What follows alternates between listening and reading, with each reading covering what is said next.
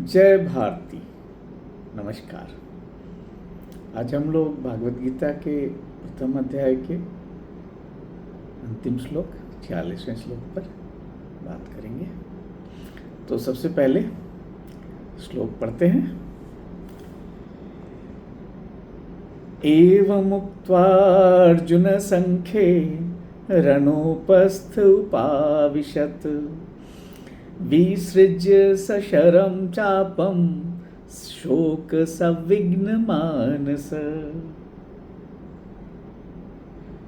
एक बार फिर से पढ़ते हैं। एवं उक्त्वा अर्जुन संख्ये रणोपस्थ उपाविशत् विसृज्य सशरं चापं शोक संविघ्न मानस। यहाँ संजय कह रहे हैं कि संजय इस बात को कह रहे हैं कि रणभूमि में शोक से उद्विग्न, शोक से व्याकुल मन वाला अर्जुन इस प्रकार कह के शरचाप मतलब बाण और धनुष गांडीव को त्याग करके, विसर्ज्य में त्याग करके रथ के पीछे बैठ गया।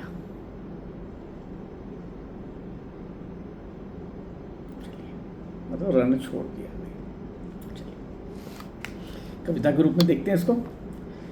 एव संजय उवाच, संजय है, संजय फिर करने लगे धृतराष्ट्र से संवाद। संजय बता रहे हैं धृतराष्ट्र को।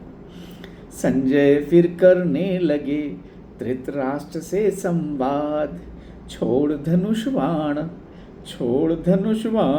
अनसुना कर रण का निनाद। रण की जो शोर है उसको छोड़कर संजय फिर करने लगे धृतराष्ट्र से संवाद, छोड़ धनुष बाण अनसुना कर रण का निनाद।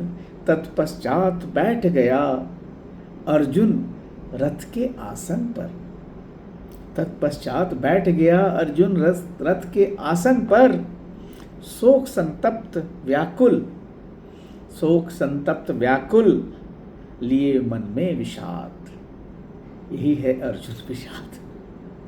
तो बात एकदम साफ हो गई है कि अर्जुन ने तो, उसके मन में जो था पूरी विरक्ति आ गई। यही अर्जुन विषाद योग है, जो प्रथम अध्याय का जो कहा जाता है कि अर्जुन विषाद, यही अर्जुन विषाद है जहाँ आप अपने काम को छोड़ देते हैं और त्याग करके कई बार लोग जंगल भाग जाते हैं, कई बार कुछ कर देते हैं, कई बार आत्महत्या कर लेते हैं।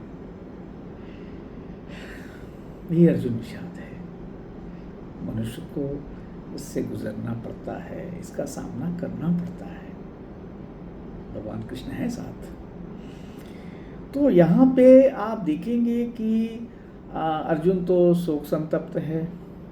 एक बात समझिए कि जब हम वैराग्य की बात करते हैं, उसको विराग हो गया है, तो वैराग्य की जो बात करते हैं तो दो तरह के वैराग्य हैं। एक तो क्षणिक वैराग्य है, एक स्थायी वैराग्य है। जैसे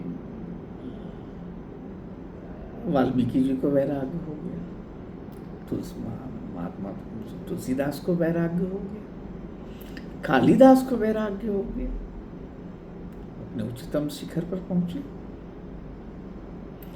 तो वो स्थायी वैराग्य है। क्षणिक वैराग्य कब होता है?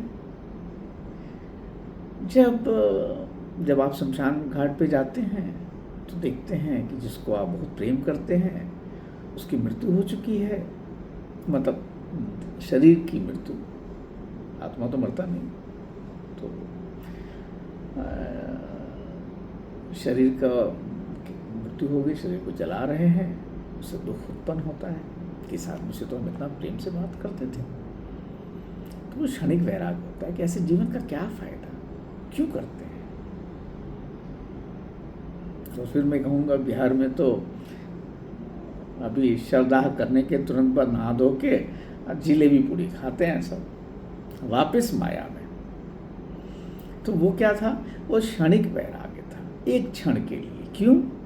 ये सोचकर कि बीमारी के कारण, युद्ध के कारण होता है। तो अर्जुन को यही हुआ है, उसे क्षणिक वैराग्य हुआ है ना। मन व्याकुल है, मन को लक्ष्य नहीं मिला है। जिस दिन लक्ष्य मिल जाएगा उस दिन वो राम का साथ देंगे और फिर रावण की हत्या होगी, अधर्म पे धर्म की विजय होगी। पर लक्ष्मण को का जो मन है उसको लक्ष्य मिलना पड़ेगा। अर्जुन के साथ भी यही है। अर्जुन का मतलब है वाणी, विचार और कर्म समानांतर हो, एक जैसे। ये एक्शन है, मतलब 100% एफिशिएंट एक्शन है। और कृष्ण जो है वो 100% ज्ञान है। तो जब इंटेलिजेंस मिलेगा और एक्शन मिलेगा तो रिजल्ट भी 100% ही मिलेगा। तब दूसरे अध्याय में फिर मिलेंगे। पहला अध्याय तो पूर्ण रूप से अर्जुन का ही है। हम सब अपने अर्जुन जैसे ही हैं। जब भी याद आए, कभी दुख हो, तकलीफ हो, ये प्रथम अध्याय बहुत ठीक है। ज्ञान दूसरे अध्याय के 11वें श्लोक से शुरू होगा, पर पहला अध्याय बहुत, ये पूरा माया का जो रूप रचना है पहले अध्याय में, क्या क्या है, जो सेटअप तैयार होता है पहले अध्याय में। इसमें आप धृतराष्ट्र को भी देख पा रहे हैं कि कितना खुश हो गया होगा कि चलो अब अर्जुन तो बैठ गया। उसके मन की प्रसन्नता को आप देखें।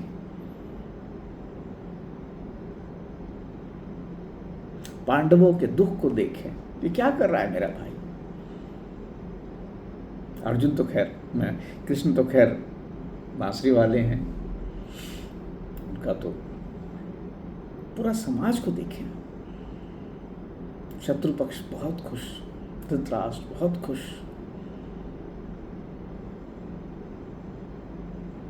चलो 5 गांव भी नहीं देने अब तो कुछ नहीं देना।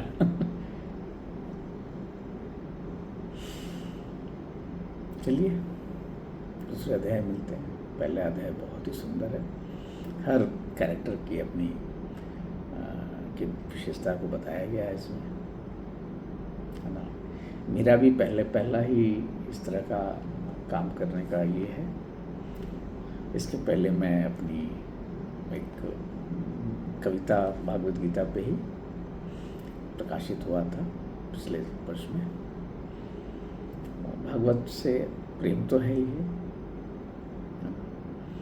वैसे पेशे से मैं इंजीनियर हूँ। अपना परिचय देना बहुत अच्छा नहीं लगता, पर बताना तो पड़ता है कि ठीक है, पेशे से मैं इंजीनियर हूँ और टेलीकम्युनिकेशंस में काम करता हूँ। बस